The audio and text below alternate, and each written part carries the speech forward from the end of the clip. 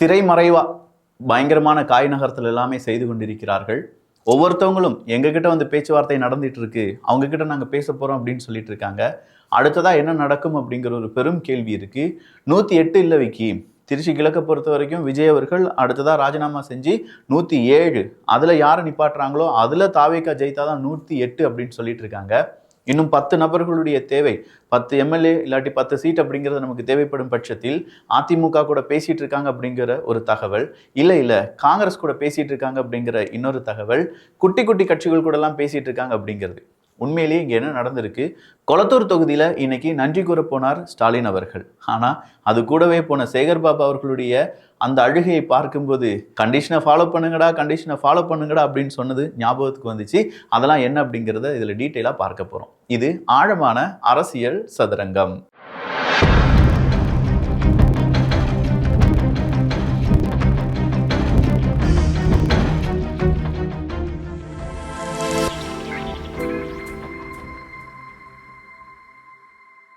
ஒரு கட்சியினுடைய தலைவர் ஜெயிக்கிறதுக்கு எவ்வளோ சந்தோஷமா இருக்குல்ல. ஆனால் அதே சந்தோஷம் நம்முடைய கெரியர்லையும் நம்ம ஜெயிக்கிறத பற்றி யோசிக்கணும். ஏன்னா அதுதான் நம்முடைய அடுத்த கட்ட வாழ்க்கை அப்படின்னு சொல்லும்போது அதுக்கு தடையாக இருக்கக்கூடிய ஒரு விஷயம் அதுதான் இங்கிலீஷ்.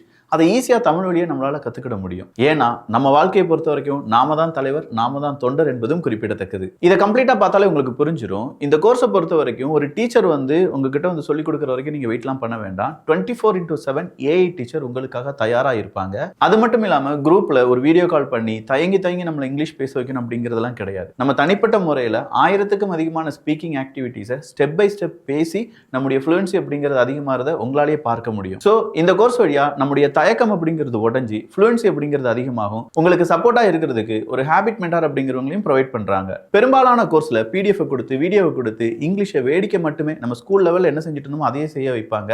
பட் அப்படிலாம் எந்த பிரயோஜனமும் கிடையாது. வாயை திறந்து பேசி பிராக்டிஸ் பண்ணா மட்டும்தான் இங்கிலீஷினுடைய ஃப்ளூயன்சி அப்படிங்கிறது அதிகமாகும். அதனால தான் சூப்பர்னோவா ஏஐ அப்படிங்கிறது உங்களுடைய பெஸ்ட் சாய்ஸ். இனி சாட் ஜிபிடி, யூடியூப், பிடிஎஃப் அப்படின்னு சொல்லி இங்கிலீஷை வேடிக்கை மட்டுமே பார்க்கறதெல்லாம் விட்டுட்டு பேசி பிராக்டிக்கலா நாம வாய் திறந்து பேசுறதுக்கான சூப்பர்னோவா ஏஐல ஜாயின் பண்றதுக்கான லிங்க் கீழே டிஸ்கிரிப்ஷன்ல இருக்கு.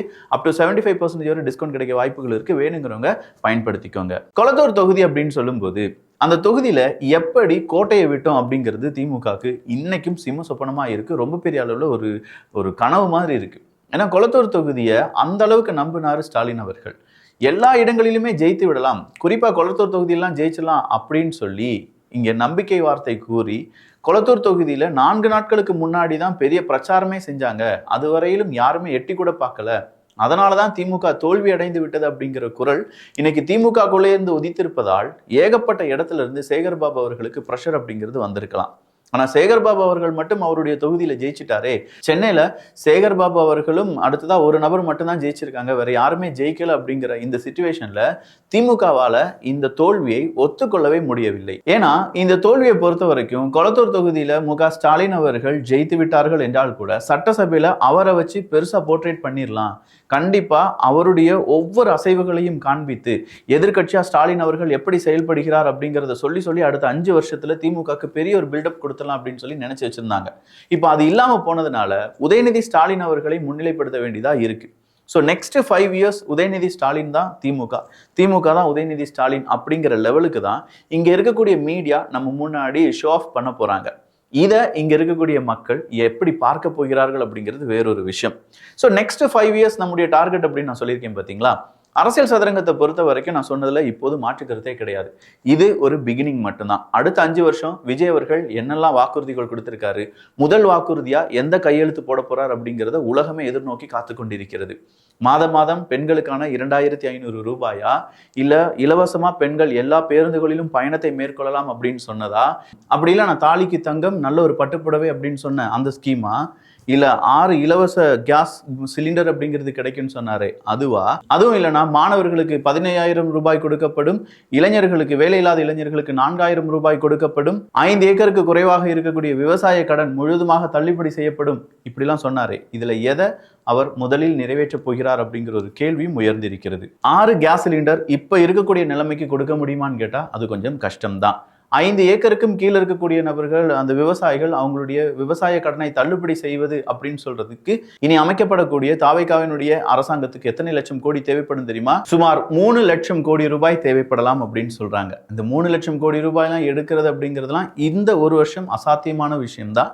பட் இதையெல்லாம் தாண்டி அவங்களுடைய மேனிஃபெஸ்டோ அவங்க ரிலீஸ் பண்ணும்போதே, இல்லாட்டி தலைவர் விஜய் அவர்கள் சொல்லும் போதே ஒரு வார்த்தையை சொல்லியிருந்தார். இதை பற்றிலாம் நாங்கள் டீட்டெயிலாக ஸ்டடி பண்ணிட்டோம். ஊழல் ஊழல் ஊழல் அதுலேருந்து ஒரு 10% எடுத்திருந்தாலே இங்கே இருக்கக்கூடிய மக்களுக்கு நிறைய நல்லது செஞ்சிருக்கலாம் நீ. ஸோ அந்த நல்லது எப்படி மக்களுக்காக எவ்வளவு சீக்கிரமாக சேரப்போகிறது என்கிற ஒரு கேள்வி மட்டும் உயர்ந்திருக்கிறது. திமுக இப்போ மகளிருக்கு உரிமை தொகை அப்படிங்கிறத கொடுத்தாங்க. ஆனால் 2-2.5 வருஷத்துக்கு பிறகு தான் கொடுத்தாங்கன்னு வச்சுக்கோங்களேன். அதே மாதிரி ஏதாவது ஸ்கீம் அடுத்த 1 இயருக்கு பிறகு தான் கொடுக்க முடியும், 2 வருஷத்துக்கு பிறகு தான் கொடுக்க முடியும் அப்படின்னு சொல்கிற ஒரு டைம் லைனை இதே தாவேகாவினர் கொடுத்துட்டாங்கன்னா, அந்த கட்சி கொடுத்துருச்சுன்னா ரொம்ப சூப்பராக இருக்கும்.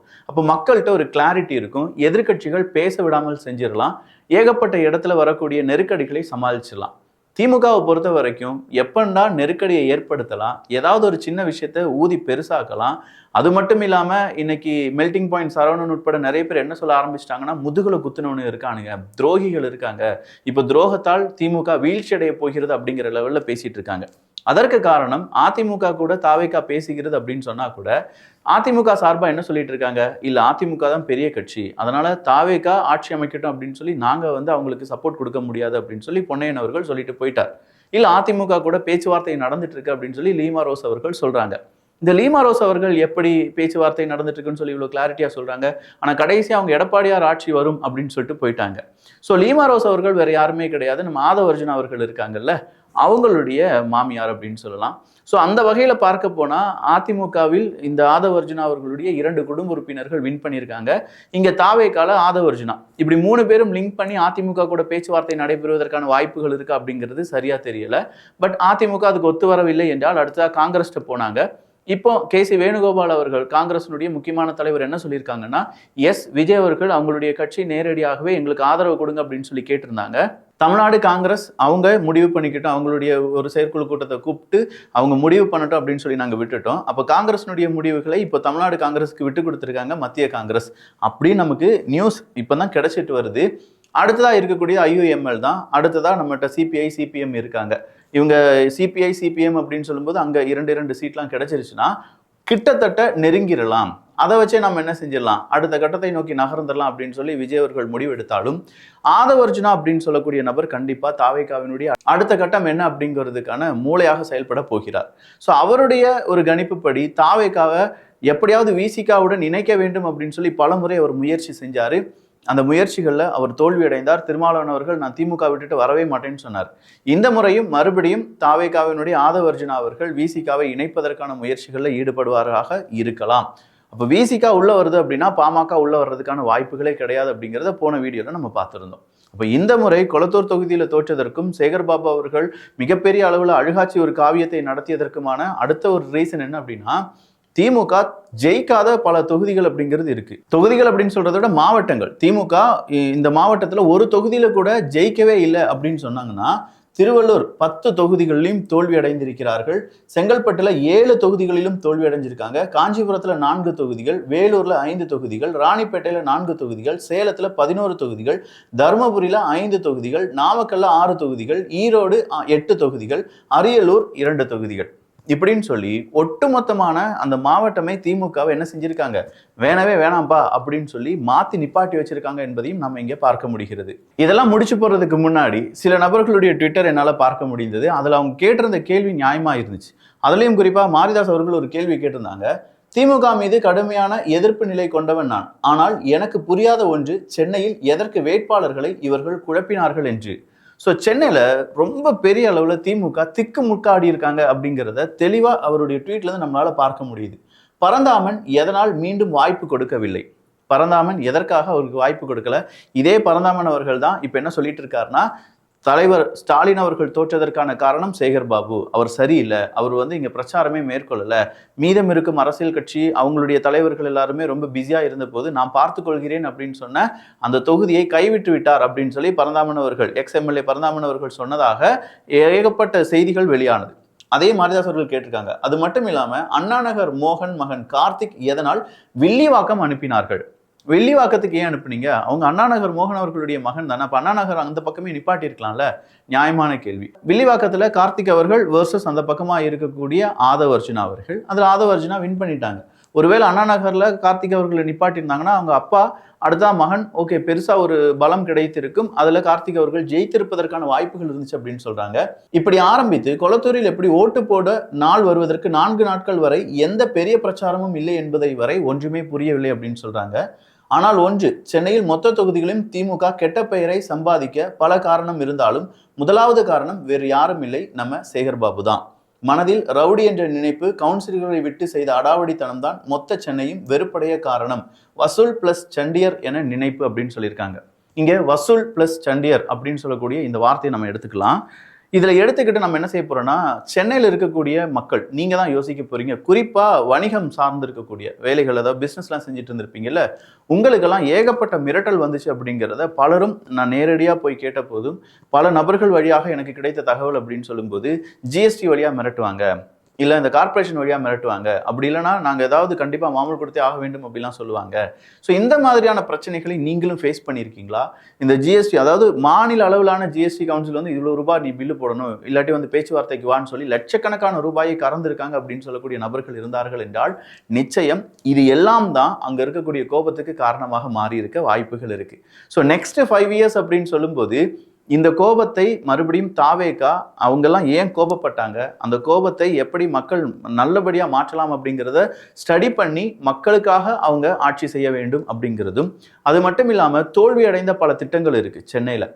அடுத்தா மழை வரப்போகுது. திமுக காரங்களாம் என்ன வேண்டிட்டு இருக்காங்கன்னா, இந்த நவம்பர் டிசம்பர்ல மழை வெளுத்தோன்னு வெளுத்து வாங்கணும். அந்த நேரம் திமுக காரன் ஒருத்தன் கூட போய் அங்க உதவின்னு சொல்லி நிக்க கூடாது. அப்படி நிக்காம அங்க இருக்கக்கூடிய மக்கள் அல்லோல் பட வேண்டும். தாவேக்கா அதை சமாளிக்காம ஒட்டுமொத்த ஃபெயிலியராக மாற வேண்டும் அப்படின்னு சொல்லி கூட அந்த பிரார்த்தனையை செய்ய ஆரம்பிச்சிட்டாங்க. என்னையா இது, நீங்க தோத்துட்டீங்க அப்படிங்கிறதுக்காக இந்த மாதிரி பிரார்த்தனை எல்லாம் செய்யணுமா? மக்கள் அவதிப்பட மாட்டாங்களான்னு கேட்டா அப்பதான் மக்களுக்கு புத்தி வரும் அப்படின்னு சொல்றாங்க. நான் என்ன சொல்றேன்னா, சார் திமுக ஆட்சி காலத்துல தான் ஏகப்பட்ட தன்னார்வர்கள் அப்படிங்கிறவங்க எந்த உதவியுமே செய்யாம போனாங்க. ஏன்னா திமுக ஆட்சியில நம்ம உதவி செய்ய வந்தா கூட அந்த இடத்துல ஏதாவது பிரச்சனை வந்துருமோ, நம்மளை மிரட்டிடுவாங்களோ, நமக்கான அந்த ஒரு பிரச்சனையை நாம ஏன் விலை கொடுத்து வாங்கணும் அப்படின்னு சொல்லி ஏகப்பட்ட தன்னார்வர்கள் ஃபீல்டு ஒர்க்குக்கே வரல அப்படின்னு சொல்றது எனக்கே நிதர்சனமா தெரியும். அப்படி இருக்கும்போது நீங்க ஃபீல்டு ஒர்க்குக்கு வரமாட்டீங்க அப்படின்னு சொல்றத மக்கள் மறுபடியும் அங்கே மிகப்பெரிய நெகட்டிவா தான் பார்ப்பாங்க. திமுக இந்த முறை தோல்வி அடைந்து கூட நம்மளை பார்க்க வரலையே, நமக்கு உதவி செய்ய வரலையே அப்படின்னு சொல்லி தான் நினைப்பாங்க. ஸோ தவறு மேல தவறு செய்யாம இந்த 5 வருஷத்தை மக்களுக்கான வருடங்களாக, மக்களுக்கான அரசியலாக எல்லா கட்சிகளும் சேர்ந்து செய்தீர்கள் என்றால் அந்த நேரம் மக்கள் யோசிப்பாங்க, ஐயோ எல்லாருமே நமக்கு நல்லது செஞ்சிருக்காங்களே, நம்ம யாருக்கு ஓட்டு போடணும் அப்படின்னு சொல்லி யோசிப்பாங்க. இல்ல நான் மக்களை பழிவாங்க போறேன், நான் தாவேக்காக பழிவாங்க போறேன்னு சொல்லிட்டு நீங்க ஏதாவது டிராமா பண்ணி அது மக்களுக்கு நிறைய நெகட்டிவா ஸ்ப்ரெட் ஆயிடுச்சுன்னு வச்சுக்கோங்களேன், அடுத்த 5 வருஷத்துல இப்போ காலேஜ் படிச்சுட்டு இருக்கிற இல்லாட்டி 10ஆம் கிளாஸ் எல்லாம் முடிச்சு நிக்கிற பசங்க மறுபடியும் என்ன செய்ய வந்துருவாங்க, ஓட்டு போட வந்துருவாங்க. அந்த நேரம் மறுபடியும் விஜய் அவர்களுக்கு ஆதரவு அதிகமாக வாய்ப்புகள் இருக்கு. கொஞ்சம் பார்த்து செய்யுங்கய்யா, பிளான் பண்ணுங்க. ஆனா ஃபெயிலியர் பிளானை இவ்வளவு திட்டவட்டமாலாம் செய்யக்கூடாது, பார்த்துக்கோங்க. நான் முதல்ல சொன்ன மாதிரி சூப்பர்னோவா ஏஐ ஸ்போக்கன் இங்கிலீஷ் கோர்ஸ்ல ஜாயின் பண்ணதுக்கான லிங்க் கீழே டிஸ்கிரிப்ஷன்ல இருக்கு. அப் டு 75% டிஸ்கவுண்ட் கிடைக்க வாய்ப்புகள் இருக்கு. வேணுங்கிறவங்க பயன்படுத்திக்கோங்க. நல்லதை பகிர்ந்து நல்ல சமுதாயத்தை உருவாக்குவோம். நன்றி, வணக்கம்.